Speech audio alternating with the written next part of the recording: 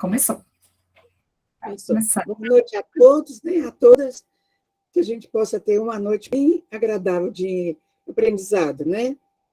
Eu vou fazer a leitura de um livro tão velhinho que eu tenho aqui, que chama de Vencido ou Vencedor. Nunca perdendo o ânimo e o bom senso. Há fases da vida que se apresentam para nós com tantas dificuldades e problemas que às vezes não nos dão um segundo sequer de tempo para refletirmos qual o lado onde temos saída, ou seja, de que maneira terão que ser resolvidos estes tão complicados problemas, que muitas vezes estão nos arrasando moral, material e espiritualmente. Muito bem, nestes momentos, dificilmente a calma chega a tempo.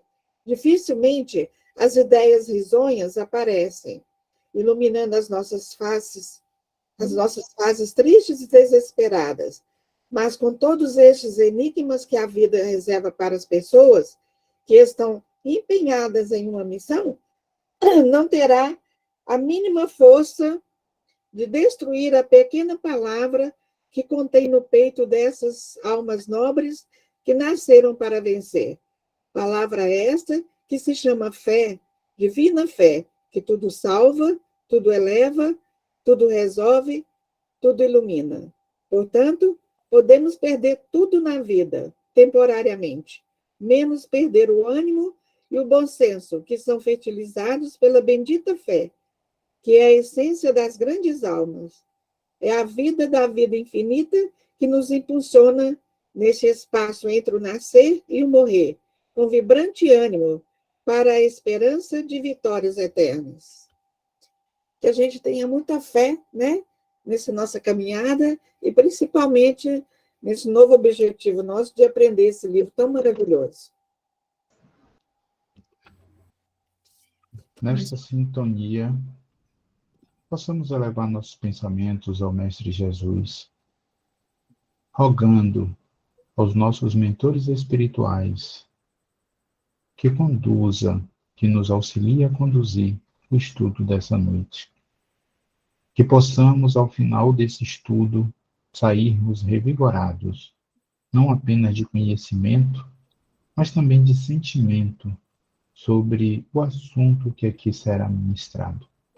Que possamos participar, que possamos estar abertos a coisas novas e dialogar como queridos irmãos.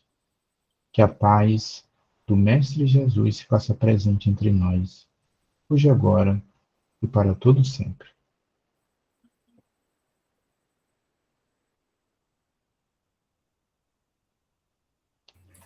Boa noite, queridos amigos, quem a gente não teve o prazer de conversar, né, agora no início, sejam todos muito bem-vindos. Hoje nós teremos como nossa facilitadora a nossa amiga Regina, que sempre está com a gente de maneira muito carinhosa, colaborando com a gente de maneira muito carinhosa, muito caridosa. Ela tem nos auxiliou a gente no final agora do ano, né, na nossa casa, com algumas dúvidas sobre mediunidade. Para quem não a conhece, você está como vice-presidente, né, Regina, da FEDEF, né? Vice-presidente da FEDEF. Isso, e coordena também a parte de mediunidade da FEDEF. Então, estamos falando aqui com uma pessoa que trabalha com isso há um bom tempo, e que a gente possa ter uma excelente noite. Você quer que eu faça a leitura Eu gostaria que fizesse essa leitura, que ela é bem interessante, está bem de acordo com o tema hoje.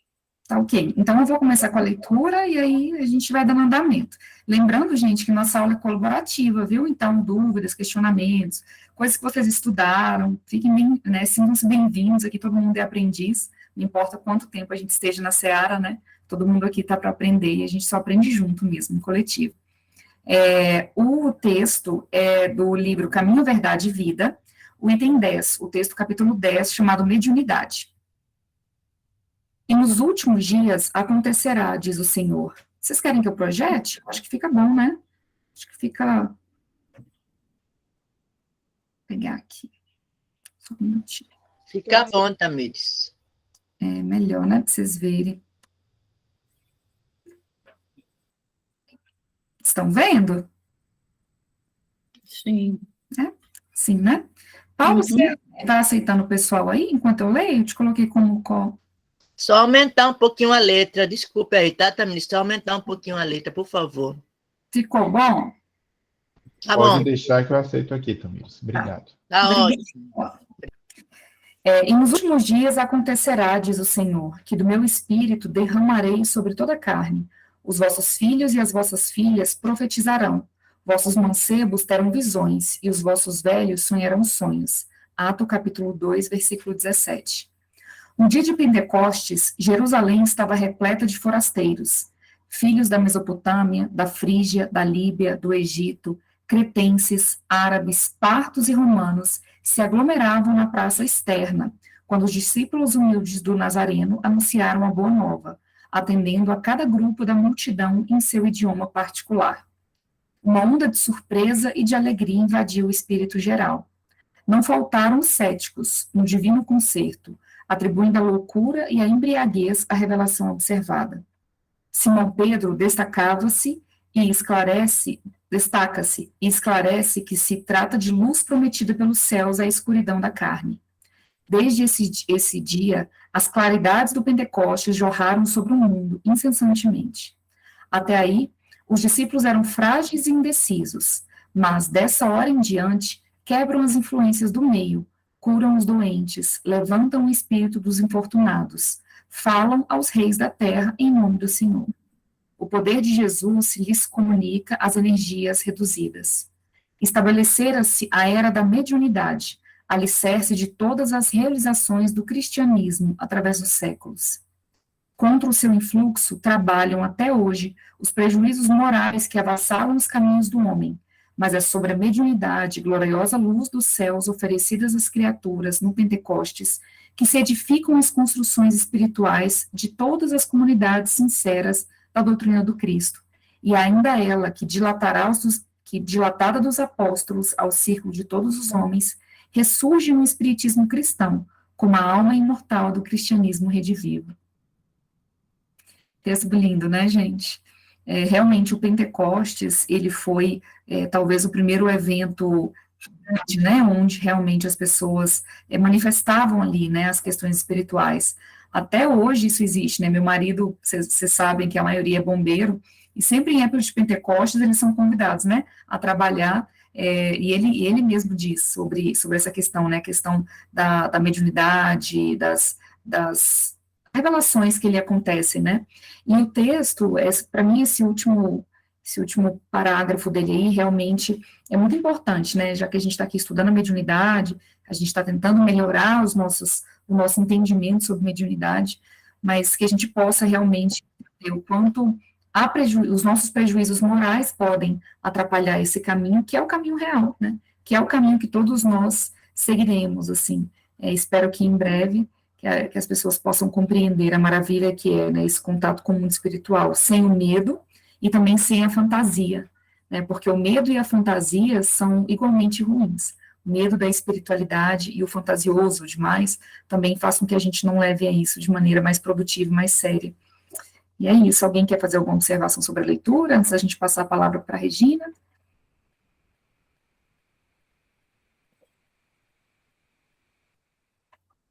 Ninguém? Então, Regina, a palavra é sua, fique à vontade. Obrigada, Tamires. Então, boa noite a todos, mais uma vez, uma alegria estar aqui, poder colaborar com a casa, e esse é um estudo que nós vamos fazer, e que nós não vamos ficar somente nós aqui falando, então a gente gostaria de ter a participação ativa do grupo, para que o estudo fique mais interessante para todos nós. Quando a gente fala de mediunidade, pelo próprio texto, nós já observamos que a mediunidade ela sempre esteve presente na história da humanidade.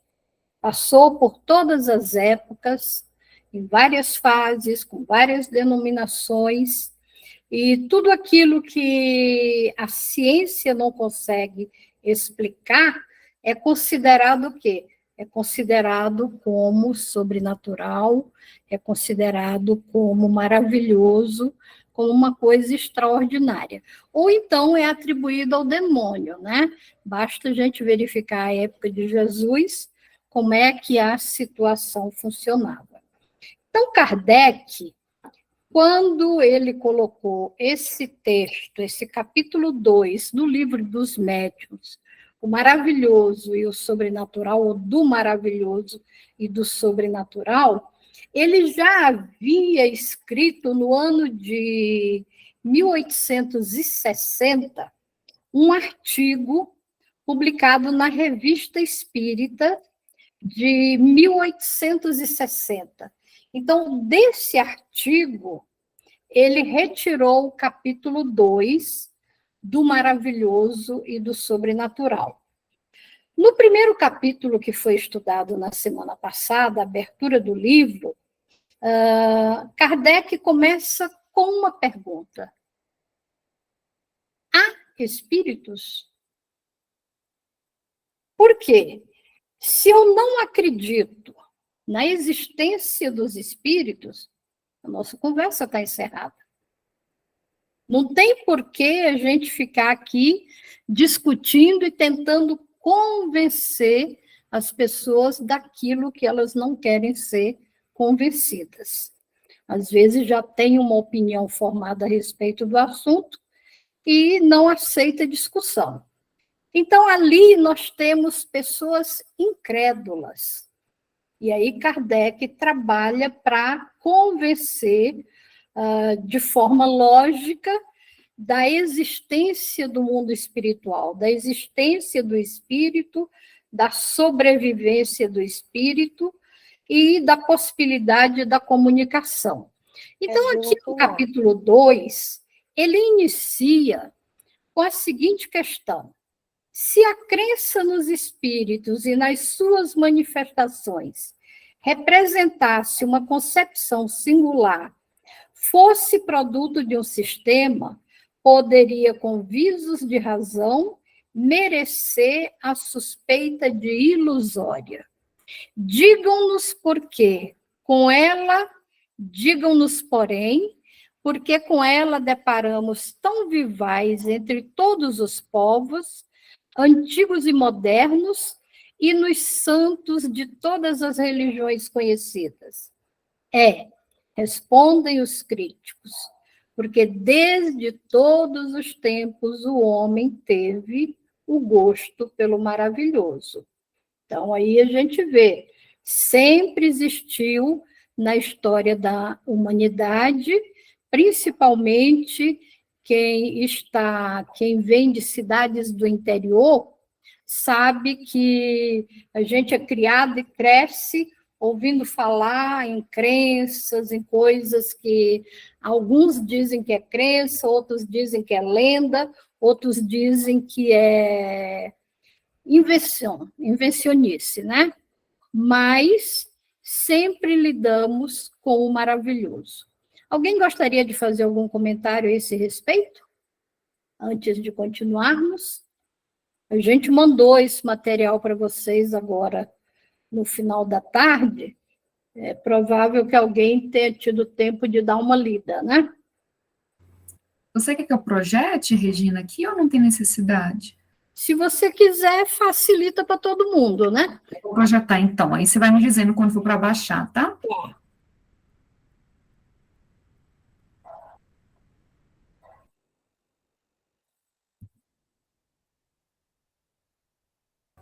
Você pode ir falando aí, tá? Enquanto eu projeto, vai demorar. Esperando o pessoal, para ver se alguém tem alguma coisa a acrescentar sobre essa questão, de que desde todos os tempos o homem teve o gosto pelo maravilhoso. Eu acho que isso é fato, realmente. Né? Assim, e é uma coisa que desde o passado e na atualidade, que nós, da doutrina espírita, entendemos e encaramos dessa forma, uma comunicabilidade dos espíritos conosco. Em outras religiões, tudo isso acontece, mas não é encarado dessa forma, ainda é encarado exatamente de uma forma mais misteriosa, mais O lado da superstição. É exatamente isso, né? E, assim, eu observo, né, apesar de eu não ir em outras, né, não frequentar outras religiões, mas críticas que a gente escuta em relação à doutrina espírita, por causa exatamente dessa comunicabilidade, e que outras religiões praticam, dão outro nome, outras explicações, e lá, nas religiões onde isso é praticado, isso é colocado como até sublime. E quando a doutrina espírita, que tem essa consciência dessa questão, dessa comunicabilidade, é visto como diabólico e tal. Quer dizer, então, são dois pesos e duas medidas para o mesmo fenômeno. Tudo isso vindo da questão da ignorância mesmo, no sentido de falta de conhecimento. Do desconhecimento. Obrigado, Ângela. Cleide? Me faz lembrar, Regina, da época das pitonisas, daqueles adivinhos, né, das épocas antigas, da época do Egito, que eles, sim, eram conhecedores muito desse magnetismo, dessas ciências, né? E daí vem o maravilhoso, porque o conhecimento não era dado para todos. E aí o pessoal se aproveitava da ignorância da população e dizia se chamar de sobrenatural. Para um significava poder, né? Bom, e aí nós perguntamos, e o que entendeis por maravilhoso? O que é que a gente entende por maravilhoso?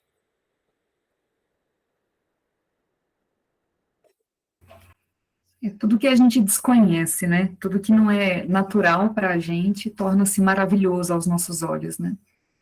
Tudo que está sobre a natureza, né? Tudo que é sobrenatural. E o que entendeis por sobrenatural? Vamos lá, pessoal, vamos participar. Talvez aquilo que o homem não possa fazer ou não tem conhecimento ainda do que seja, né, Regina? Sobrenatural, aí o livro dos espíritos, o livro dos médiuns, uma parte, ele fala que sobrenatural seria aquele fato esqueci o nome do profeta, que parou o sol, né? Não veio a noite por causa de uma guerra, e ele fez com que a noite não viesse. Esqueci o nome do profeta, está no Antigo Testamento. Então, acho que isso seria sobrenatural ainda para a gente, porque ele dominou uma lei que é desconhecida para nós. Ou seja, é tudo aquilo que é contrário às leis da natureza. Aquilo que a gente não acredita que seja possível, a gente considera como sobrenatural. Aí entra Kardec e pergunta, os espíritos perguntam, conheceis porventura também estas que possais marcar limite ao poder de Deus? Ou seja, conheceis tão bem essas leis da natureza que possais marcar limite ao poder de Deus? Pois bem, provai então que a existência dos espíritos e suas manifestações são contrárias às leis da natureza. Provai que não é, nem pode ser uma destas leis. Quer dizer que a existência do espírito, a imortalidade da alma, a possibilidade da comunicação, isso é contrário às leis da natureza? Continuando. Alguma colocação desse assunto aí? Vamos lá. O pensamento, aí nós vamos lembrar, o pensamento é um dos atributos do espírito. A possibilidade que eles têm de atuar sobre a matéria, de nos impressionar os sentidos e, por conseguinte, de nos transmitir seus pensamentos, resulta, se assim nos podemos exprimir, da constituição fisiológica que lhes é própria. Ou seja, se existem os espíritos e o pensamento é atributo dos espíritos, e o espírito sobrevive à morte do corpo físico, então existe a possibilidade da comunicação entre encarnados e desencarnados. Algum comentário?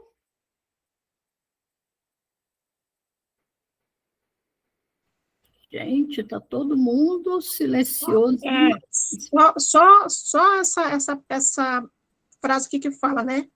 Que o pensamento é um dos atributos do espírito, né?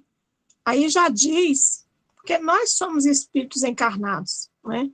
Se nós temos o atributo do pensamento, e através desse pensamento que ele se comunica com a gente. Aí já é uma forma da gente refletir a respeito. Né? Claro que existe, né? Mas nós estamos, vamos dizer assim, só nesse planeta que a gente vive, né? Existe uma comunicação que a gente, na verdade, por ignorância, a gente não conhecia, né? Quando falava na questão do maravilhoso, a gente, desde criança, pelo menos no meu tempo, a gente ouviu falar muito em assombração, né? Quando, na verdade, eram as manifestações espirituais que muitas vezes as pessoas viam e falavam, porque, como não conhecia, como muitos de nós, muitas coisas a gente não conhece ainda, muitos não conhecem, né? Na medida que a gente vê se esclarecendo, né, a gente vai entendendo que isso não é uma coisa assim tão maravilhosa como a gente pensa, mas que é uma coisa natural, né? Que é só a falta de conhecimento que faz com que a gente veja as coisas de uma forma diferente. É isso. Obrigado, Rita. Mais alguém? Então, vamos lá. Logo, nada há de sobrenatural neste fato, nem de maravilhoso, como a Rita disse. É uma coisa natural. Entretanto, objetarão: admitis que um espírito pode suspender uma mesa e mantê-la no espaço, sem ponto de apoio.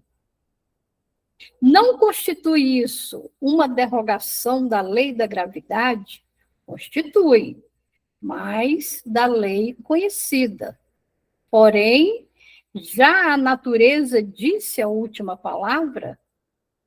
Antes se houvesse experimentado a força ascensional de certos gases, quem diria que uma máquina pesada, carregando muitos homens, fosse capaz de triunfar da força de atração?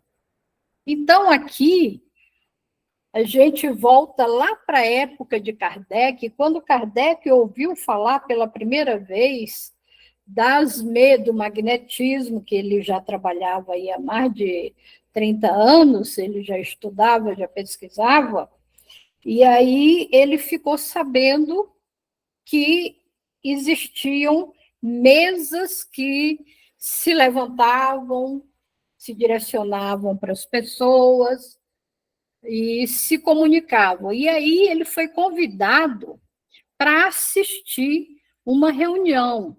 E quando ele foi assistir essa reunião, essa primeira reunião que ele participou, ali ele observou que estava tudo certo, mas que era impossível uma mesa que não tinha cérebro atuar daquela maneira. E que não seria somente a mão de um médium tocando aquele objeto que faria com que ele se levantasse, se deslocasse e se agitasse em direção às pessoas. Haveria de ter uma inteligência ali fora comandando aquele processo. Então, é aí que ele diz assim, isso seria uma derrogação da lei da gravidade. Mas nós conhecemos a natureza o suficiente para dizer que isso é impossível, a natureza já deu a última palavra, e aí nos joga lá para o quê? O balão, o avião. O avião, ele se desloca a grandes distâncias sem nenhum ponto de apoio. O balão também se desloca sem nenhum ponto de apoio. E aí nós não vamos nem longe, basta a gente ver as aves, os pássaros, que também voam, obviamente eles estão assessorados aí pelas asas, mas existe um mecanismo ali que faz com que eles estejam sustentados no ar, né? Então, diz assim, por louco houvera passado aquele que há um século se tivesse proposto a transmitir um telegrama a 500 léguas de distância e a receber a resposta alguns minutos depois. Isso aqui nos lembra o quê? Nos lembra também Kardec, na época da codificação da doutrina espírita. Qual era a linguagem de comunicação que existia naquela época? Linguagem de comunicação à distância que a humanidade conhecia. Apenas o telégrafo. Daí a razão pela qual, na codificação, nós não vamos encontrar a telepatia. E, no entanto, a telepatia existe, e é fato. Mas Kardec falou da telegrafia humana, que é o que dava para a gente compreender como linguagem de comunicação à distância. Então, se naquela época de Kardec alguém parasse e pensasse na possibilidade do que nós tivemos depois, que foi o telefone, a televisão, a internet, o celular, que hoje a comunicação é instantânea, se alguém pensasse nessa possibilidade, seria considerado louco. Vamos lá, nós temos aqui alguém do Vinha de Luz, de mãozinha levantada. Tamires. Sou eu, Regina. É interessante quando a gente para pensar, né, no que Kardec veio trazer para a gente. Eu acho que ele nos convida a botar essa a pseudo-ideia de que a gente sabe de tudo de lado, né?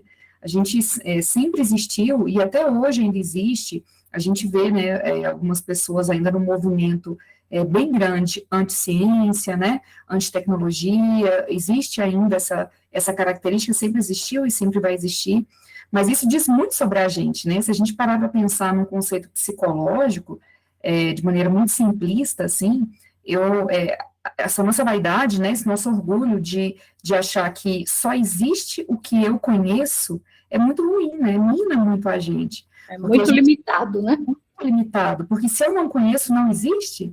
Então, se a gente parar para pensar, por exemplo, línguas, né? Eu não sei falar árabe, por exemplo. Então, porque eu não sei falar árabe não existe?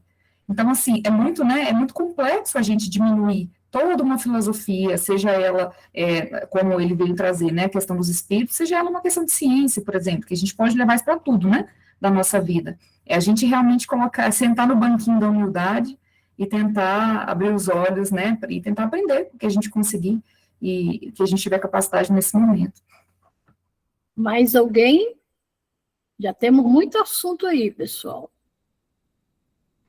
Cleide. Eu lembrei, Regina, que o livro O Nosso Lar demorou a ser editado e divulgado amplamente por causa de alguns do autobus que levitava, que o pessoal na época não iria entender. E hoje em dia a gente vê, né, que tem trens que não precisam mais dos trilhos, né, são magnetizados. É verdade. Então, assim, quando os livros surgiram, principalmente o Nosso Lar, a maioria das pessoas foi lido como um livro de ficção científica, né? Então, as pessoas, quando fala de vida no mundo espiritual, de André Luiz para cá, que começou a ser dissecado o mundo espiritual. Porque até a época de Kardec, se a gente observar, Kardec fala do espiritismo, da mediunidade, do mundo físico. Ele não fala, ele não apresenta para a gente o mundo espiritual. O mundo espiritual já veio ser apresentado na época de André Luiz. Aí ele pegou tudo aquilo que Kardec trouxe e dissecou para a gente, apresentando o mundo espiritual. Então, vamos lá. Continuando, ele diz o seguinte: todo efeito inteligente há de ter uma causa inteligente. Isso todos nós sabemos, né? Então, quando ele pensou, todo efeito inteligente há de ter uma causa inteligente. Essa mesa não tem cérebro, então não é possível que ela comande esse processo. Tem que haver alguém fora comandando. E do ponto de vista prático, na observação de que, tendo os fenômenos dito espíritas dado provas de inteligência, fora da matéria havia de estar a causa que os produzia. Então, fora da matéria deveria estar alguém comandando aquele processo. Assim foi que, de observação em observação, se chegou ao conhecimento de que esse ser invisível, a que deram o nome de espírito, não é senão a alma dos homens que viveram corporalmente, aos quais a morte arrebatou o grosseiro invólucro visível, deixando-lhes apenas um envoltório etéreo, invisível no seu estado normal. Alguém gostaria de comentar essa parte aí? Aqui, para nós, a descoberta do espírito, né? Rita. Hoje para nós está muito mais fácil, né? Porque nós temos um ensinamento assim, tem muita informação a respeito, né? Nós temos o livro dos espíritos, nós temos o livro dos médios, hoje nós temos os estudos, o trabalho mediúnico, que é uma prova contundente, aquilo que não se pode realmente duvidar. Então, para a gente hoje, né, não se pode dizer assim que não existem espíritos, né? Que, aliás, nós somos uns deles, porque todos nós, estamos aqui e viemos de algum lugar, né? Então, a gente vai ter que retornar para esse lugar onde muitas pessoas encaram isso como se fosse uma coisa assim, fora do normal, do natural, né? Como se isso não fosse possível, como a gente vê que ainda tem muitas pessoas incrédulas com relação a isso. Mas, graças a Deus, a gente já tem essa certeza, né? Muitos de nós já temos essa certeza que existe uma vida além desse planeta que a gente vive, né? Que nós somos apenas passageiros aqui e que nós vamos voltar para esse lugar que muitas vezes a gente nem sequer imaginava que existia pela nossa ignorância. É isso. Obrigada, Rita. Semana que vem, nós vamos verificar lá no capítulo 3, o método. Como é que Kardec chegou a tudo isso? As pesquisas que ele fez, o que ele utilizou para ir de observação em observação até chegar a esse conhecimento, né? E, na realidade, nós vamos ver que a descoberta não é do ser humano, foram os espíritos que se apresentaram. Então, aí nós lembramos que a doutrina não é uma doutrina de Kardec, não é uma doutrina criada por Kardec, é a doutrina dos espíritos em que Kardec apenas fez a codificação, né? E aí nós vamos passar para uma fase aqui interessante, que é apresentar os fenômenos que aconteceram na humanidade e que isso gerou grande confusão, aí, principalmente nas próprias religiões e na sociedade de uma forma geral, né? Kardec fala no capítulo sobre os convulsionários de Saint-Médard, né? E aí ele traz a história de um diácono de Paris, morreu em 1727, aos 37 anos de idade. Esse rapaz era o filho mais velho de um conselheiro do parlamento a quem naturalmente deveria suceder no cargo. Acontece que esse rapaz não quis seguir a carreira do pai. Ele buscou a carreira eclesiástica, ou seja, ele entrou para a igreja. E ele trabalhou durante muito tempo, e ele trouxe grandes benfeitorias para a comunidade onde ele atuava, ajudava muitas pessoas. E acontece que quando ele desencarnou, o túmulo dele passou, assim, primeiro, antes dele, quando o pai dele desencarnou, ele não quis a herança do pai. Ele transferiu para o irmão a herança do pai e preferiu continuar sem nada. Quando ele morre, o túmulo passa a ser visitado por grande número de pessoas.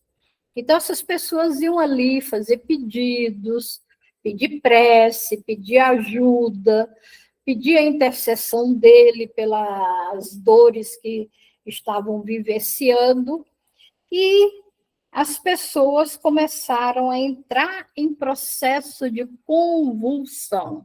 Elas incorporavam e entravam em convulsão. Por isso que são os convulsionários de Saint-Médard, na França, né?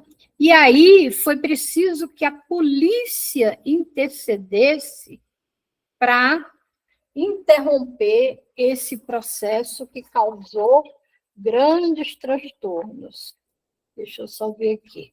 Nós vamos encontrar a história dos convulsionários de Saint-Médard na Revista Espírita de 1859.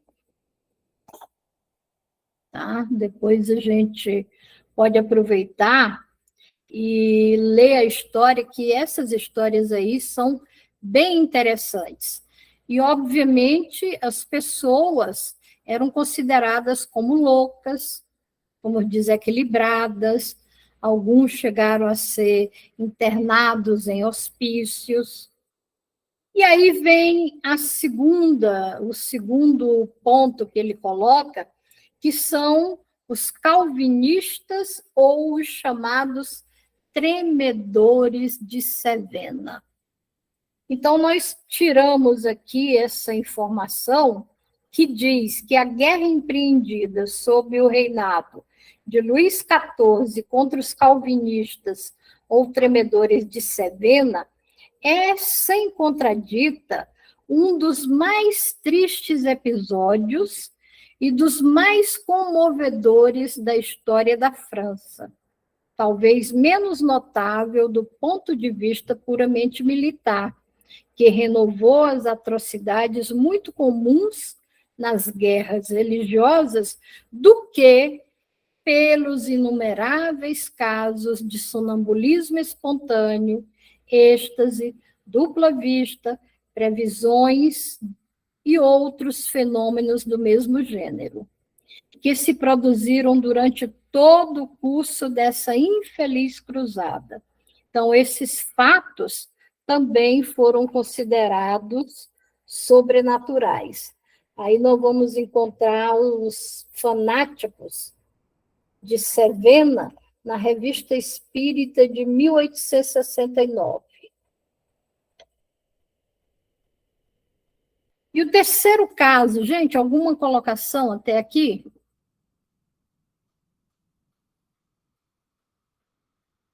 O terceiro caso, que eu não sei se alguém também aqui já leu ou já ouviu falar, são as freiras de Lodum. As freiras de Lodum... Rapidinho. Oi. Depois você publica os textos lá no nosso grupo, por gentileza, no grupo. Você está no Livro dos Médiuns, não está? No grupo do WhatsApp? Sim, estou. Publica lá pra gente. Não. Não. Só, o contato só com você. Ah, tá. Vou te colocar no grupo lá. E aí, aí eu posto para todo mundo ler, que são histórias muito interessantes e que, às vezes, a gente ouve e não sabe de onde vêm essas informações. Então, a possessão das freiras de Lodum foi um suposto conjunto de possessões demoníacas que ocorreram em Lodum em 1634. Este caso envolveu as freiras ursulinas de Lodum, que foram alegadamente visitadas e possuídas por demônios, ou seja, pelos espíritos. Em 1632, a irmã Jane Agnes e 16 freiras dos conventos ursulinos, alegadamente possuídas por demônios, sofreram convulsões e proferiram linguagem abusiva. O padre Jean José Surim exorcizou os demônios, como eram chamados, convidando-os a entrar no seu corpo, ou seja, desafiou, né? Por causa disso, perdeu as suas capacidades mentais, cometeu autoflagelação e tentou suicidar-se. Ou seja, envolvido no processo, ele acabou sendo altamente obsidiado, né? Então, diz assim, ele não conseguiu ajudar sem se envolver no processo. Alguém gostaria de falar alguma coisa?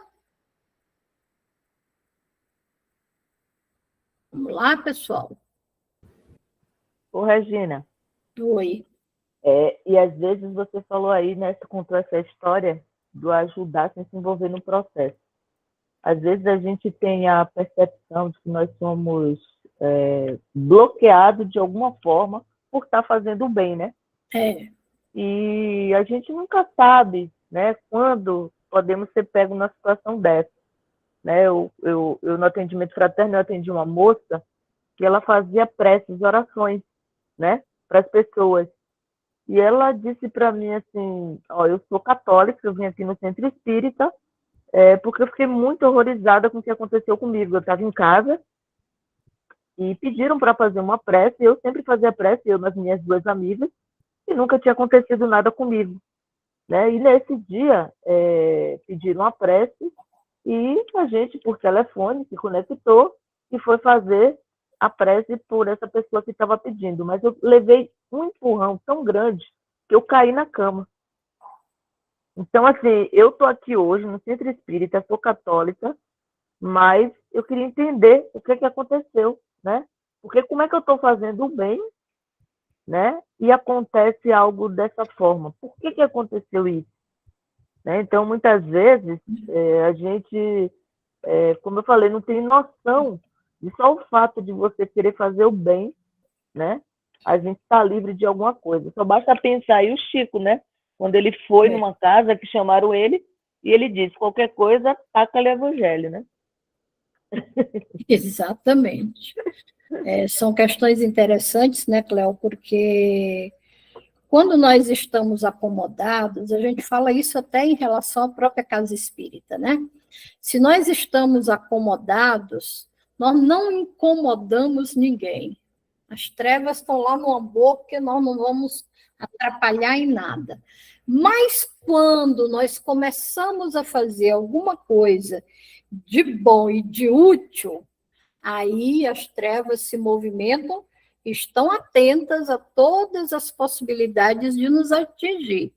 E até para ajudar, nós precisamos primeiro nos preparar. É aquilo que a gente sempre diz, terminou uma reunião mediúnica, ali na prece final, inicia a nossa preparação para a reunião da semana seguinte. Nós precisamos estar permanentemente preparados, porque não sabemos quando é que Deus vai precisar da gente.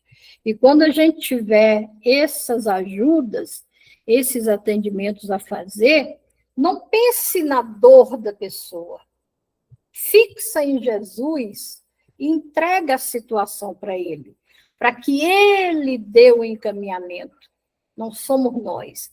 Deus, Jesus é que vão dar todo esse encaminhamento. A gente intercede em benefício da pessoa, mas não podemos carregar a problemática dela. Fala, Ângela. Eu só queria lembrar, né, que isso nos faz refletir sobre aquela orientação né, dos espíritos, né, da questão da gente ter um grande cuidado de esse tipo de atendimento, esse tipo de assistência mediúnica, de ter todo um preparo e um local que não pode ser feito em qualquer lugar, exatamente porque a situação pode fugir do nosso controle, né? Então, por isso todo o cuidado recomendado, né, para que quando se for fazer qualquer tipo de assistência espiritual, que seja em local apropriado, em horário apropriado, com toda assistência, e não sair achando que pode... Lógico que em qualquer momento a gente pode fazer uma prece pelo nosso próximo, mas saber que entre fazer uma prece pelo nosso próximo e tentar fazer um atendimento mediúnico, alguma outra coisa assim mais além, achando que só porque eu sou médium eu posso a qualquer hora, a qualquer lugar, não é bem assim. Do estudo e do local. De todo o preparo. Exatamente. Lembrar que o médico, numa emergência, ele atende qualquer pessoa até na beira da estrada. Agora, se for uma necessidade mais específica, precise de exames mais especializados, precise de um centro cirúrgico, ele não vai atender na beira da estrada. Ele vai transferir aquela pessoa para o centro cirúrgico para que lá seja dado o andamento necessário. Então, é isso que a gente precisa lembrar. Uma prece eu posso fazer em qualquer hora, em qualquer local, mas o mais além disso, a gente deixa por conta de Deus. Se precisar de atendimento, encaminha para a casa espírita. Então, aqui no item 14, Kardec faz um resumo de todas essas orientações que a gente vem falando aí desde o início. Então, o primeiro ponto que ele coloca aqui, todos os fenômenos espíritas têm por princípio a existência da alma, sua sobrevivência ao corpo e suas manifestações. Ok? No segundo ponto, ele coloca, fundando-se numa lei da natureza, esses fenômenos nada têm de maravilhosos nem de sobrenaturais, no sentido vulgar dessas palavras. Ou seja, são questões normais. Continuando, nós vamos fazer a leitura, depois todo mundo comenta. O 3. Muitos fatos tidos por sobrenaturais, porque muitos fatos são tidos por sobrenaturais, porque não se lhes conhece a causa. Isso já foi, inclusive, comentado no início. Aquilo que a gente não sabe que não existe, a gente não acredita. Atribuindo-lhes uma causa, o Espiritismo repõe no domínio dos fatos naturais. Então, a gente verifica aqui que, na época de Jesus, aquilo que não se acreditava, as pessoas atribuíam o quê? Ao demônio. Então, se você não tinha uma explicação científica, e a ciência era bastante precária naquela época, então era considerado ou milagre, ou então uma atribuição do demônio. No quarto ponto, entre os fatos qualificados de sobrenaturais, muitos há cuja impossibilidade o Espiritismo demonstra, incluindo-os em número das crenças supersticiosas. Então, aqui no capítulo 2, a gente percebe que as pessoas acham que o espírita, o médium, ele acredita em tudo. E é preciso a gente separar as coisas. O que é real do que é ilusório. O que é superstição, o que é lenda, do que é um fato mediúnico, um fato espiritual. Não é?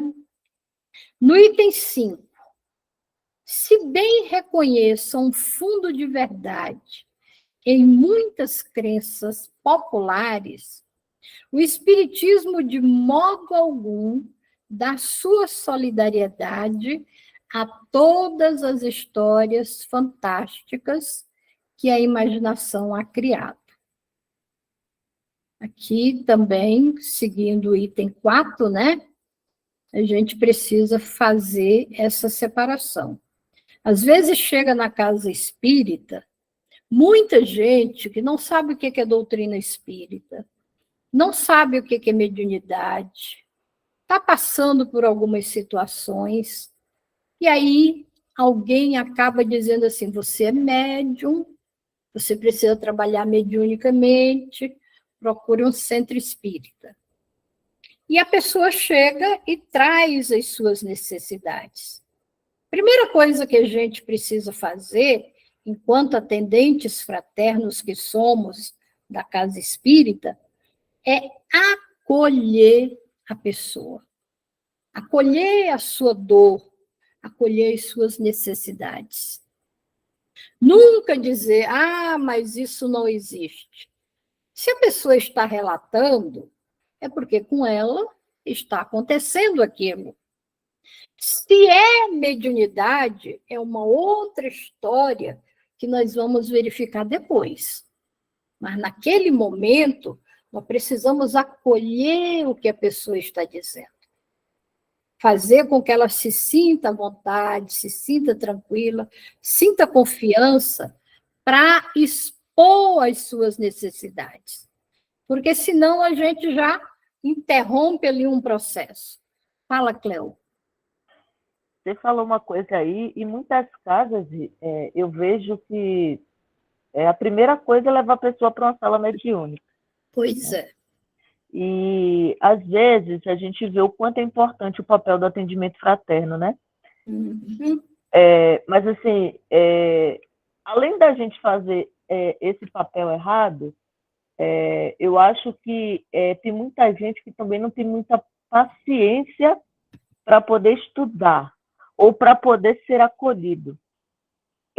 Como ele não conhece sobre a mediunidade, e aquilo aconteceu com ele de repente, então ele já quer também ir para a mesa mediúnica, ou às vezes ele tem medo de ir para a mesa mediúnica, e ele fica perdido. E às vezes eu percebo que as nossas casas não têm um preparo adequado para acolher esse tipo de pessoa, né? Como você falou, ela chegou, a primeira coisa que eu preciso fazer é acolher o problema dela, né?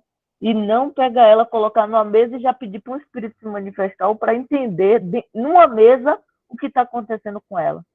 Por isso a importância da gente estudar o livro dos médiuns, né? Porque a gente conhece que a mediunidade já é o intercâmbio, né? Então, se ela está conhecendo aquilo agora, naquele momento, eu preciso preparar, eu preciso acolher, eu preciso colocar essa pessoa estável, porque nada mais é do que ela está passando como é que chama? Uma influência naquele momento por ela estar justamente desequilibrada energeticamente. Então, ela primeiro vai ter que, né, se organizar energeticamente para que a gente possa conseguir ajudá-la. Uma coisa importante também, só para poder não esquecer, é que muitas vezes a gente está fazendo um tratamento espiritual, né? E aí uma vez uma moça chegou para mim e disse, claro, você mandou fazer um tratamento espiritual, lá na mesa só diz assim, assista a palestra, leia o livro, leia uma prece, toma um passo. Toda vez que eu vou lá, é o mesmo tratamento. Eu não vou mais desse tratamento não, porque não está prestando, não. Aí eu cheguei e disse, então você quer que a pessoa saia de lá da sala mediúnica e diz, olha, tem um monte de espírito aí atrás de você. E se você não se equilibrar energeticamente com passe, água fluidificada e palestra, você vai continuar mal. Você quer que ela lhe diga isso? Então eu já vou lhe dizer aqui, o que é que ela está traduzindo para você. Será, Cleo? É uma situação bem delicada essa tarefa nossa de atendente fraterno, porque a gente não pode frustrar a pessoa. A pessoa chega leiga, sem nenhum conhecimento, aflita, e ela acha que ela já vai sair dali com a solução. Então, além de acolher, a gente precisa explicar tudo isso para ela. O que é mediunidade, o que é trabalhar mediunicamente, isso não vai acontecer da noite para o dia, ela precisa passar por todo um processo. Às vezes, isso é apenas um chamamento para se aproximar de Deus, não necessariamente ter que trabalhar mediunicamente. Porque a mediunidade não é só o trabalho na sala mediúnica, é aquilo que a gente faz no dia a dia. A gente trabalha mediunicamente muito mais fora da sala mediúnica, fora da casa espírita do que dentro da casa espírita. Então, 24 horas do dia, semana inteira, o ano todo, a eternidade inteira. Regina, fale. Oi, boa noite, gente. Sou a Xará. Conheço você de uma palestra que você veio dar para a gente aqui no SEMA, há uns anos atrás, sobre animismo. Lembra? Pois é. É só dando continuidade aí o que a Cleo falou, vou dar o que aconteceu comigo. Há mais de 30 anos, eu não sei, algumas pessoas aí devem lembrar do Sanatório Espírita, né? Que tinha ali próximo... Lá do seu Lauro. Isso, do seu Lauro. E aí, um pessoal do SEMA aqui frequentava lá no trabalho de cura, né, que falava antigamente, que hoje é fluidoterapia. E meu menino era muito novo, aí a Vera falou, não, leva ele lá, Regina, que a gente está começando esse trabalho, tá.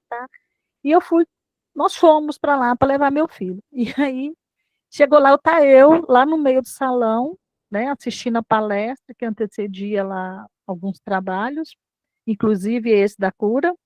Aí viram para mim e falaram, você vai para a sala mediúnica.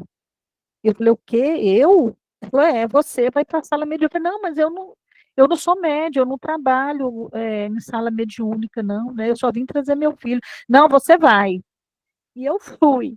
Gente, eu juro para vocês, eu nunca passei tanto medo na minha vida, assim, por não saber, sabe, o que eu tinha que fazer, como que eu tinha que me comportar. Você entendeu? E aí, depois, abriu-se o curso de desenvolvimento no SEMA, tal, eu fiz, e aí foi diferente. Mas, assim, é só falando nessa questão mesmo do acolhimento e o cuidado que tem que ter com o médium, né? Se você percebe que o problema realmente é mediunidade, né? Então tá, vamos preparar, você vai estudar e você vai trabalhar mediunicamente. Agora, pegar e falar, não, você vai para a sala mediúnica, e a pessoa não ter o preparo, gente, é muito ruim, viu? É muito ruim. Eu só não falo traumatizante, porque eu não fiquei traumatizada, assim, mas eu fiquei, assim, sem saber o que fazer, o que falar, você entendeu? É muito complicado. E aí é só porque a Cleo falou sobre isso e me veio essa lembrança aí na memória, certo? Obrigada, Regina. É importante a sua colocação, a gente lembrar que a maior violência que a gente pode fazer em relação a alguém que está chegando na casa espírita é pegar essa pessoa leiga e botar dentro de uma sala mediúnica. Ela chega ali e, de repente, um médium não tão educado transmite uma comunicação de um espírito altamente agressivo, sem nenhum filtro. Essa pessoa sai dali e nunca mais ela volta numa casa espírita. Nunca mais ela passa na calçada de uma casa espírita. Então, não é botar dentro de uma sala mediúnica, é acolher em primeiro lugar, é deixar que ela faça aquele caminho natural, com serenidade, com equilíbrio, depois de reorganizar as emoções e as energias. E continuando, aqui no item 7, nós temos... Vixe, Maria, apertei aqui. Item 6, quer dizer, julgar do espiritismo pelos fatos que ele não admite é dar prova de ignorância e tirar todo o valor à opinião emitida. Item 7. A explicação dos fatos que o espiritismo admite e de suas causas e consequências morais forma uma verdadeira ciência e toda uma filosofia que reclamam estudo sério, perseverante e aprofundado. Não é só o fenômeno. Nós precisamos sair do fenômeno para o estudo da faculdade mediúnica. Não ficar somente no fenômeno espírita. E, para isso, a gente precisa ter calma, ter serenidade, buscar Leon Denis, quando ele diz que a mediunidade se forma lentamente, no estudo calmo, sincero, longe das paixões mundanas. Então, é muito interessante essa colocação de Leon Denis. Se a gente não tiver esse processo, a gente nunca trabalha seriamente, dedicadamente. Então, o Espiritismo não pode considerar crítico sério senão aquele que tudo tenha visto, estudado e aprofundado com paciência e perseverança de um observador consciencioso. Aí é que a gente verifica a importância do trabalho de Kardec, que ele trabalhou com mais ou menos 1000 centros espíritas no mundo todo, ele recebeu milhares de mensagens, onde ele teve a oportunidade de analisar, catalogar, pesquisar, comparar todas essas perguntas, todas essas questões, até que ele chegasse a um consenso. Então, foi um trabalho minucioso, detalhado e importantíssimo para chegar à codificação da doutrina espírita. Que do assunto saiba tanto quanto qualquer adepto instruído, que haja, por conseguinte, aurido seus conhecimentos augures, que não nos romances da ciência. Então, realmente, ele ter estudado em profundidade a doutrina espírita. Aí a gente falou de milagre, né? Vamos aqui o que significa milagre. Como a gente diz, a época de Jesus, o que não era explicado pela ciência, ou era milagre, ou era a atribuição do demônio. Então, o termo milagre significa coisa, pode passar, Tamires, coisa extraordinária, coisa admirável de se ver. Esse era o significado da palavra milagre. Hoje, por milagre se entende, segundo a academia, um ato do poder divino, contrário às leis comuns da natureza. Aquilo que não tem uma explicação lógica e racional é considerado milagre. Então, ele continua dizendo, o milagre não se explica. Os fenômenos espíritas, ao contrário, se explicam racionalmente. Não são, pois, milagres, mas simples efeitos cuja razão de ser se encontram nas leis gerais. Basta a gente verificar que muitos dos fatos considerados milagres na época de Jesus, Kardec coloca no capítulo 17 lá da Gênese a explicação racional, capítulos 15, 16 e 17, a gente vai encontrar todas essas explicações desses fatos. Basta a gente ler para entender o significado de cada um deles. Então, se um homem é realmente morto, aí ele vai explicar aqui o que seria milagre. Se um homem realmente morto, como dissemos em começo, ressuscitar por intervenção divina, haverá aí verdadeiro milagre, porque isso é contrário às leis da natureza. Então, tudo já se rompeu. O que é que causa a morte do ser humano? A partida do espírito. É a falta de habitabilidade do corpo físico. Então, quando o corpo físico não tem mais condições de ser habitado, ele expulsa o espírito. Quando os laços são rompidos, não existe mais possibilidade de ir ali e reconectar esses laços. Mas a gente lembra que na época de Jesus, aconteceram alguns fatos chamados mortes aparentes, que foram considerados na época como milagres. A ciência evoluiu e o Espiritismo explica como é que funciona a morte aparente. Então, ele continua dizendo: se, porém, tal homem só aparentemente está morto, se ainda há nele um resto de vitalidade latente e a ciência ou uma ação magnética consegue reanimá-lo, um fenômeno natural é o que isso será para pessoas instruídas. Então, o caso de Lázaro, o caso do filho da viúva de Naim, a filha de Jairo, esses 3 casos, quando Jesus se aproximou deles, ele percebeu que eles não estavam mortos, eles apenas dormiam, embora já estivessem com a aparência da morte. Jesus disse: levanta-te e anda. E todos eles voltaram a viver. Isso foi o quê?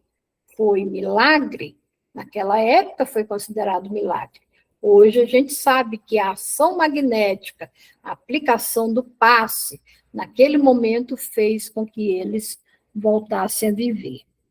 E aí ele apresenta aqui mais algumas situações que também foram consideradas milagres e que, na realidade, são explicações racionais. O caso da levitação. A levitação é o ato de você se erguer no ar sem um ponto de apoio. Então, nós temos aqui, na Igreja Católica, existe uma série de relatos. Se a gente procurar na internet, a gente encontra uma quantidade enorme de padres que tinham vários fenômenos, considerados hoje fenômenos espíritas, mas que a Igreja não endossava. Aqui ele apresenta para a gente o caso de São Cupertino e o caso do Sr. Home, é o Daniel Douglas Home, né? Que eles tinham essa capacidade de levitação. E aí nós vamos ver que nós temos o caso de Santo Antônio de Pádua, Santo Afonso de Lugori, que os dois tinham bilocação, bicorporeidade. Isso é relatado também na doutrina espírita, e na própria internet também a gente encontra toda essa explicação. E nas aparições, a gente traz aqui o caso da aparição de Salete, que também é relatada no capítulo, né? A aparição de Salete, sobre a qual divergem as opiniões no seio do próprio clero, nada tem para nós de insólita. Essa aparição, na realidade, ela foi atribuída a Nossa Senhora de La Salette. Ela apareceu para 2 crianças, uma criança de 11, uma criança de 15 anos, no dia 19 de setembro de 1846, nos Alpes franceses. La Salette era uma cidade dos Alpes franceses. E aí não existe nenhuma comprovação, porque foi uma aparição que foi atribuída a Nossa Senhora, como existe a aparição de Nossa Senhora de Fátima e tantas outras, mas sem nenhuma comprovação de que realmente tenha sido Maria de Nazaré, a mãe de Jesus. Foi uma aparição de um espírito evoluído para essas crianças. Vamos lá. Algumas pessoas contestam os fenômenos espíritas precisamente porque tais fenômenos lhes parecem estar fora da lei comum e porque não logram achar-lhes qualquer explicação. Dá-lhes uma base racional e essa dúvida desaparecerá. Então, se você pega um fato e você não tem uma explicação lógica, você não vai acreditar. Mas se você explica cientificamente, logicamente, ele deixa de ser um fato sobrenatural e passa a ser um fato natural. A explicação neste século, em que ninguém se contenta com palavras, constitui, pois, poderoso motivo de convicção. Fala, Magda. Esse fato que a senhora falou das crianças que apareceu em Salete, a Igreja Católica ela atribui a Nossa Senhora de Fátima, não é? Não.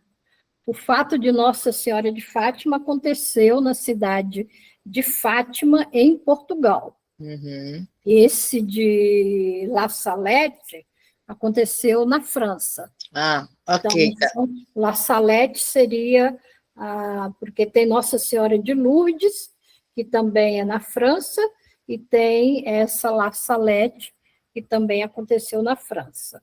Ok. E aí, já chegando no final, daí o vermos todos os dias pessoas que nenhum fato testemunharam, que não observaram uma mesa agitar-se ou um médio escrever, se tornarem tão convencidas quanto nós, unicamente porque leram e compreenderam. Se houvéssemos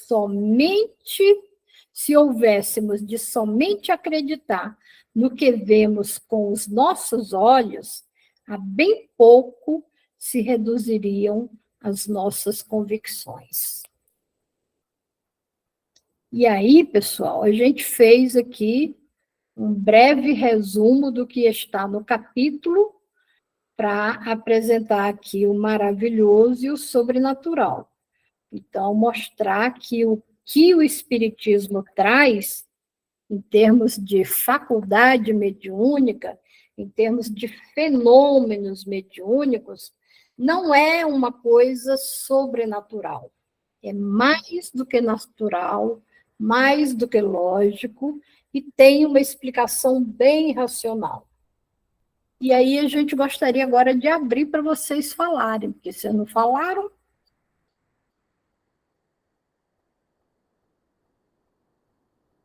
Ângela, Eu tirar a queria tela lá, Tamires. Eu queria só falar que, em relação a essa questão, né, da mediunidade, né, realmente, assim, para quem está aberto, para quem quer estudar, para quem quer compreender, né, desde a época de Kardec, né, tem, assim, a explicação didática e, assim, bem racional do que é. Mas entra aqui a história de que o pior cego é o que não quer ver. Então, assim, como naquele seu slide, o próprio Kardec, no penúltimo, né, que ele falou que existem pessoas que não precisaram ver os fenômenos, mas só pelo fato de ter a mente aberta, de ter a boa vontade de estudar, compreenderam e entenderam, vai também, em contrapartida, existir pessoas que vão ver, que vão até ler, ou até talvez estudar, não sei, mas que não querem aceitar. Então, assim, a gente tem que trabalhar com o que é real mesmo e cada um fazer a sua parte, né? De entender, né? Para mim, assim, o que é bem importante em relação a essa situação também é entender, assim, que para algumas pessoas, de acordo com o entendimento mesmo, de acordo com, sei lá, o grau de capacidade de entender, vai sempre achar que as coisas que podem ser racionalmente explicadas são coisas que extrapolam, que são realmente milagres, sobrenatural, que tipo assim, até põe em xeque e modifica, e são contrárias às leis naturais. Né? Vai ter sempre essa questão muito mística da coisa. E vai existir sempre quem tiver a boa vontade de procurar entender, ler, estudar, e entender as coisas de uma outra forma, que é a forma que a gente está tentando aqui aprender.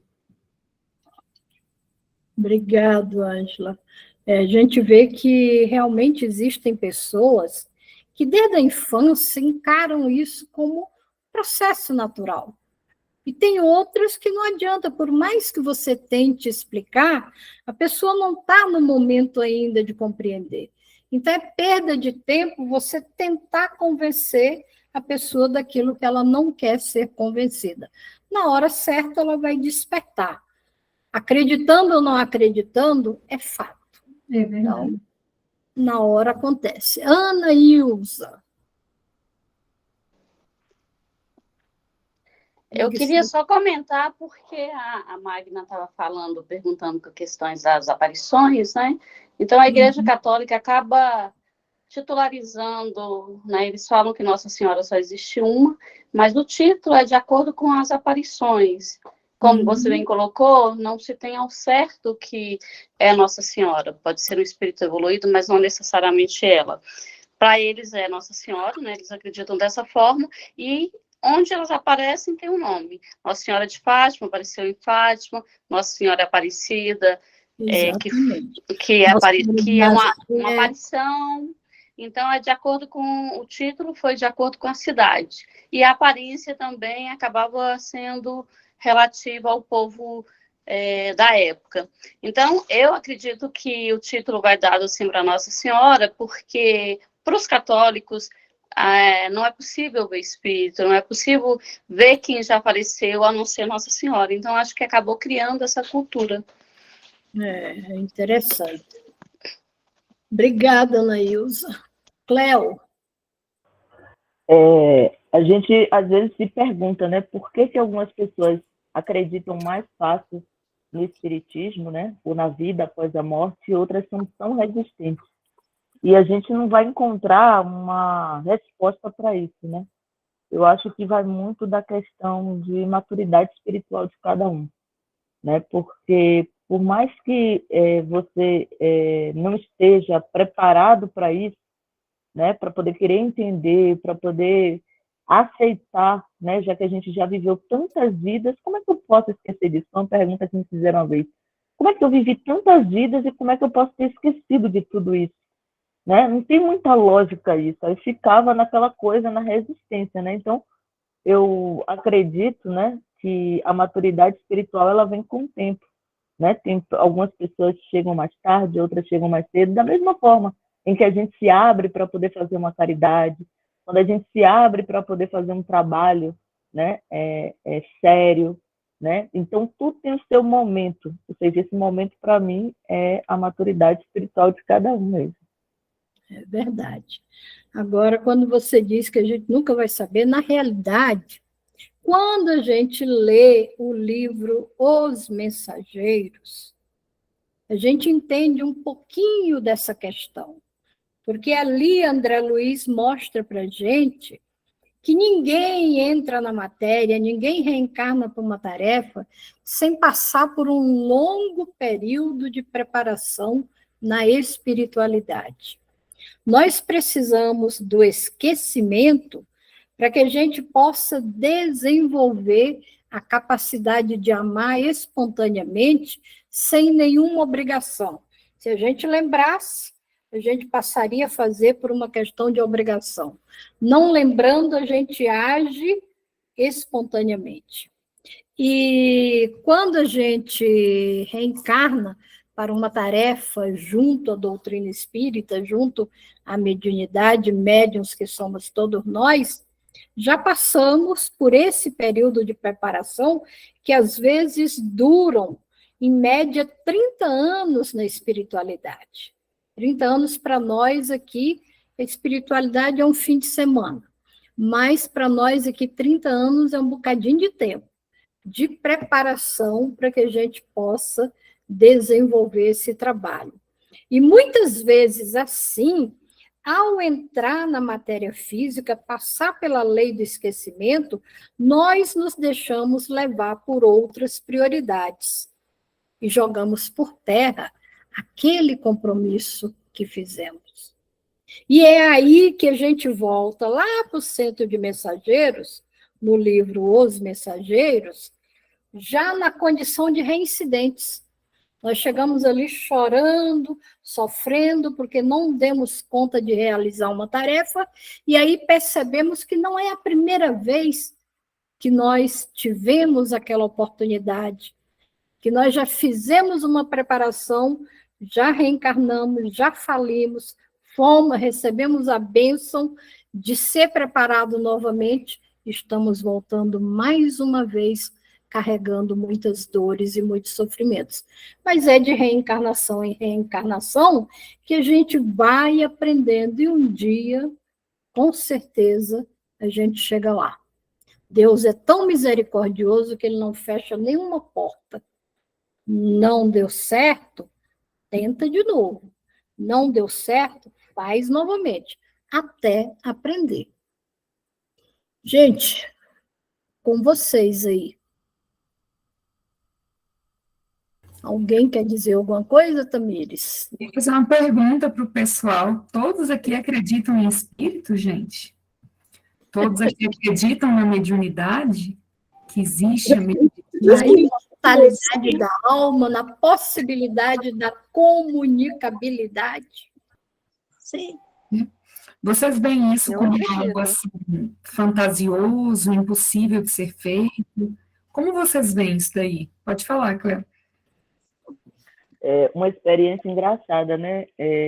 Para mim, de sala mediúnica, é levar assistido, né? Então, muitas vezes, o assistido grudava na minha mão e dizia, eu não vou nessa sala mediúnica se você não for comigo. Aí eu ia, né? E, assim, tem algumas experiências muito boas, né? Outras meio traumatizantes. Uma delas, boa, foi uma mãe que entrou correndo no centro, chorando muito, porque o filho dela tinha acabado de ser preso. E ela chorou demais, chorou e começou a querer dar comunicação. Levaram ela para a sala mediúnica e lá eu gostei muito do dirigente quando ele dirigiu para ela, não para os médiuns, mas para ela, e pediu para que eles dois orassem juntos, né? E ela começou a orar, e ela foi se acalmando na sala mediúnica. Então, achei aquilo ali de uma delicadeza, né? De não simplesmente ignorar o acolhido, e voltar para os médios para saber o que está acontecendo com a pessoa, quando a gente já sabia, né, o que estava acontecendo. Então, achei bem interessante. Já um traumatizante, né, foi um rapaz que estava pensando em suicídio, chegou na mesa mediúnica, o médium estava meio, né, alterado, né, como diz a Regina, e ele ficou com muito medo, né, só que era o irmão dele, e o irmão dele tinha suicidado, e os médiuns acharam que ele estava influenciando o irmão a tirar a própria vida, por conta de um término de um relacionamento. E ele começou a chorar demais. Então, assim, eu, sem ver espíritos, né, como disse a Tamires, a médium porta, eu já senti cheiro de pessoas velhas, e eu olhava para um lado, olhava para o outro, procurava uma pessoa velha e não achava essa pessoa velha perto de mim. Eu já senti cheiro em sala de passe, cheiro de éter, né? Então, eu sou uma média, eu acho que sensitiva, né? Eu sinto cheiros, né? Eu sinto presença, né? Mas não vejo, né? Graças a Deus. Então... Graças a Deus, espírito, tá? Então, assim, eu acredito agora eu te mais... digo, eu vejo... Agora deixa eu terminar. E eu acredito muito mais em espírito, eu acho, do que muitos que veem espírito, entendeu? Então, eu acredito demais, né? Eu respeito muito, e a gente sabe, quem está do outro lado são pessoas iguais a nós, né? Não tem nada de maravilhoso nem de sobrenatural.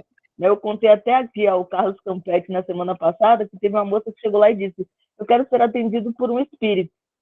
E aí a menina disse, Cléo, ela não vai entrar, só quer ser atendida por um espírito. Eu digo, manda ela entrar.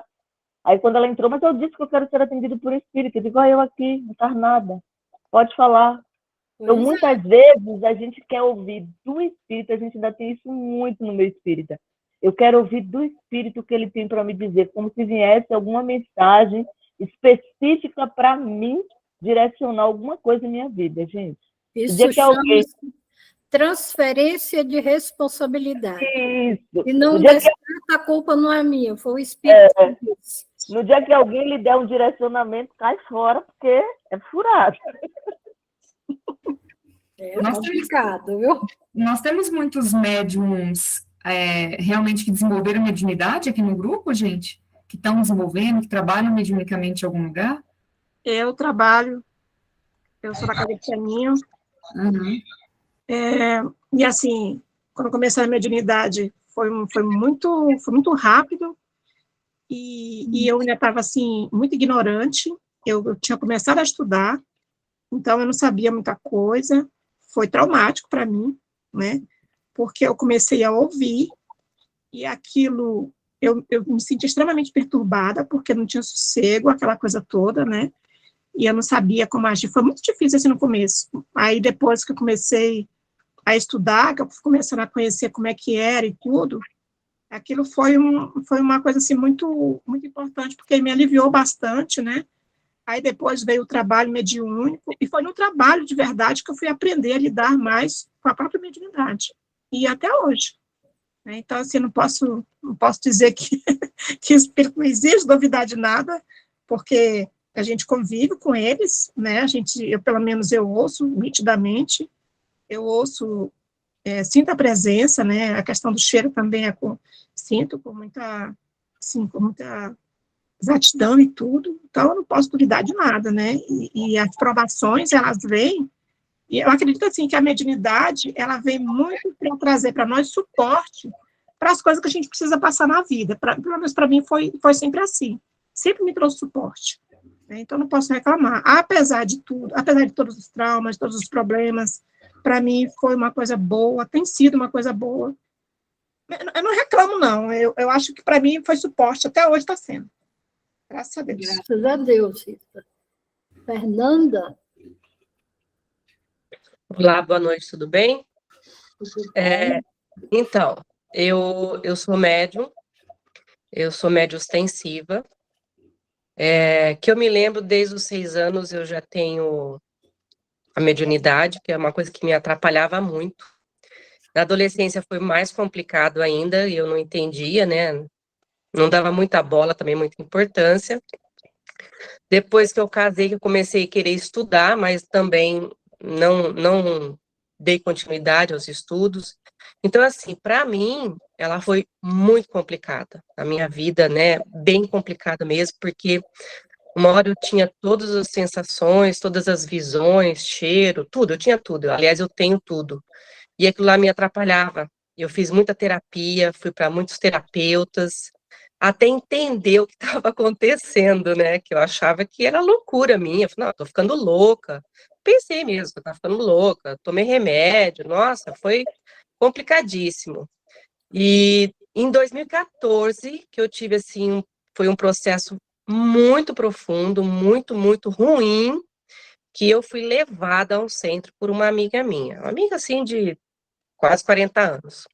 E ela falou, você precisa ir comigo. Eu falei, eu não vou porque isso é loucura, não tenho nada, aquela coisa, né? E eu resisti, mas acabei indo. Chegando lá, eu só fiquei lá. Ficava observando a reunião deles. Primeiro comecei na preleção só e tomando o passe, e depois falaram para mim que eu tinha que ir para a mesa, né? Mas literalmente não foi a mesa. Eu fui participar de uma reunião mediúnica como suporte e sustentação. Só que eu não conseguia ficar na sustentação. Então, aquilo me incomodava demais, porque eu estava no lugar errado. Então, até eu me encontrar, foi uma fase muito difícil. Para mim, foi bem complicado. E eu comecei já a trabalhar na mesa, né, na mediunidade, sem ter estudo. Eu também não sabia o que era estudar a mediunidade. Estou estudando agora. Em 2018, comecei a estudar. Então, eu estou entendendo agora o que é que acontece comigo.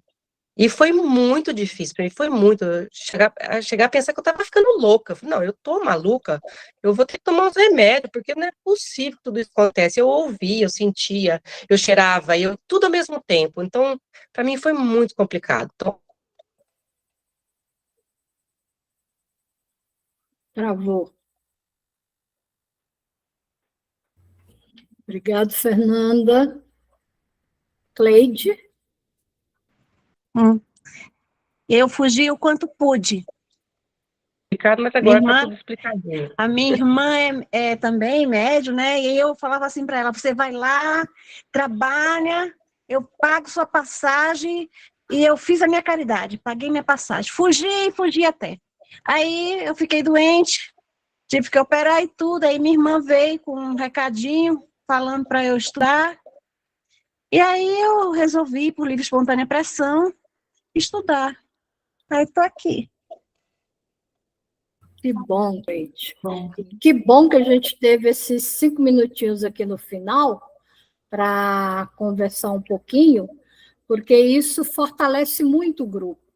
A gente vai aprendendo com as experiências dos outros e a gente vai percebendo a importância do estudo, porque trabalhar mediunicamente é uma coisa, agora trabalhar sabendo o que é, como é, para que é, em que hora nós devemos e podemos utilizar isso ou aquilo, é muito melhor.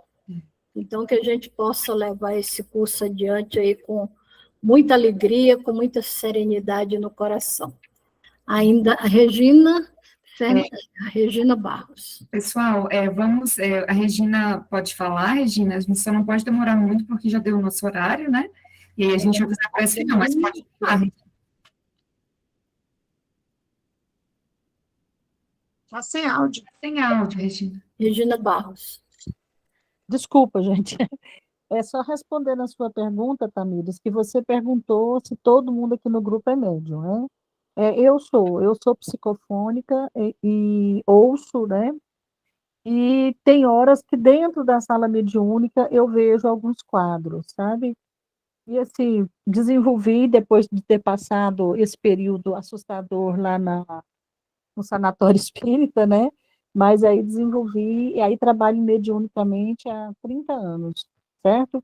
E o Gabriel, meu filho, que não está aqui hoje, porque está no trabalho mediúnico que ele frequenta, né, na segunda a sexta, ele também é psicofônico e psicografa também, certo?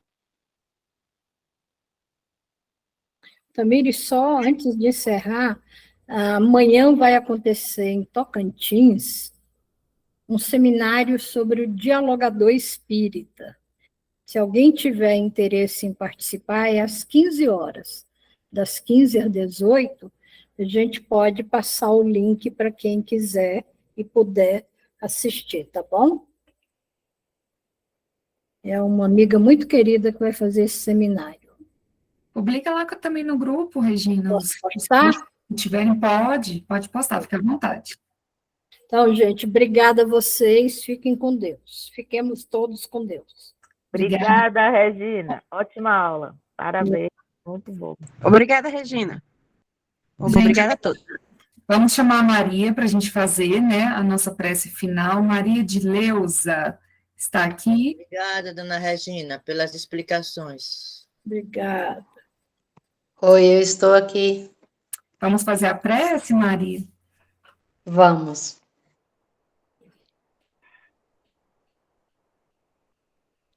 Vamos acerenar os nossos pensamentos, o nosso coração, depois dessas reflexões que nos abre o esclarecimento sobre a nossa tarefa, a mediunidade. Vamos agradecer a Jesus por esse momento de esclarecimento, onde estamos buscando trabalhar